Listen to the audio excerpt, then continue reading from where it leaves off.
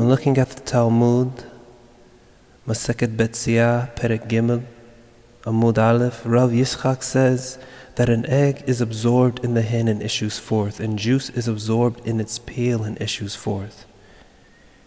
And the fruits are exposed even before they become detached from the place of their growth. This brought me to the separation of men.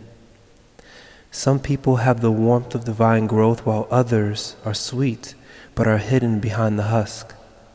The path of one is drunk by one who seeks to devour, and the path of the other is birth, growth, humility, and inevitably transcendence. So the egg is one who seeks to do Torah and mitzvot, and the juice is one who hasn't lived their true purpose of life of Torah and mitzvot by choosing to live by their desires. So Eov in Perek Lamed Tet Pasuk Yud Dalet says, she leaves her eggs on the ground, letting them warm in the dirt. And this pasuk here is comparing an ostrich who doesn't have the hakmah to protect her eggs while she leaves them.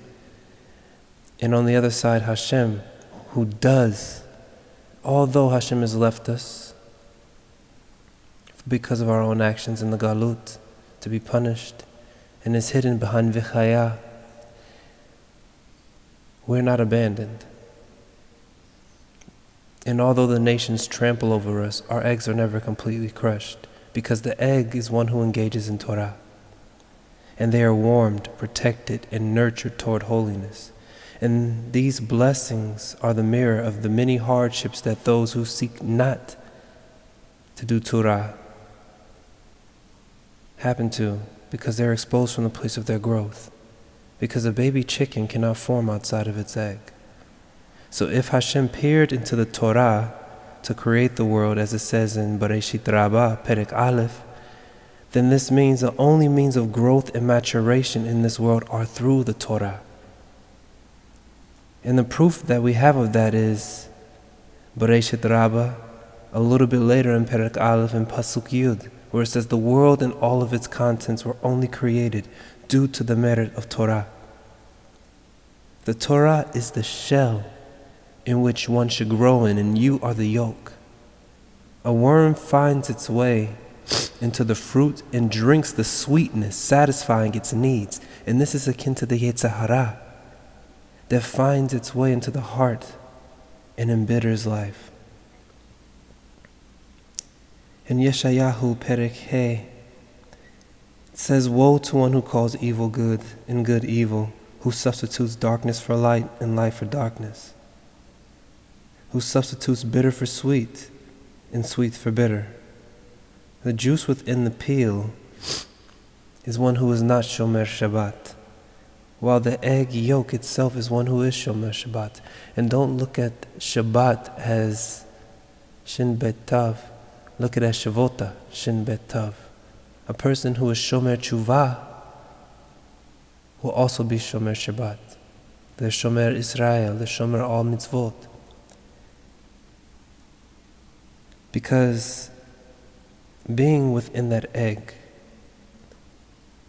it requires you to give up your own desires in order to take on someone else's desires in an act of humility and selflessness. And that's the true test of it all. Can you give up what you want to love me? Can you give up the things you feel you need, but they're not the things you need, they're just the things you want to love me?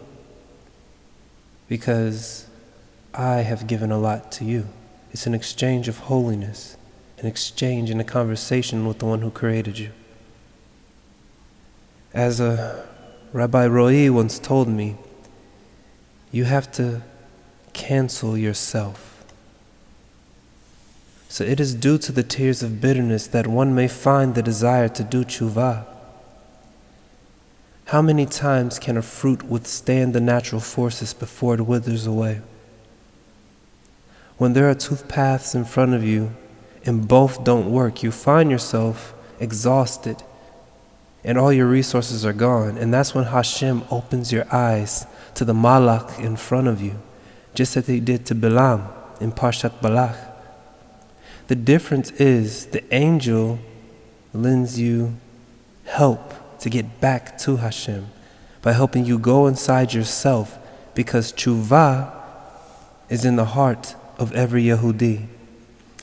And we learn this in Devarim Perek Lamed, Pasuk Yud Aleph, where it says, it is not hidden from you and it is not distant.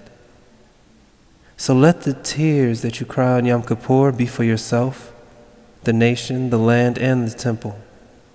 And remember that reflecting is looking forward, but seeing what is behind you. And hopefully our tears will bring the waters that clean our stains, as it states in Yeheskel Perek Lamed Vav. I will sprinkle clean water on you, and you will be clean. So let us remember, Baruch Hashem Bayom, Baruch Hashem Balayla, Baruch Hashem Baboker, Baruch Hashem Ba'arev. Thank you.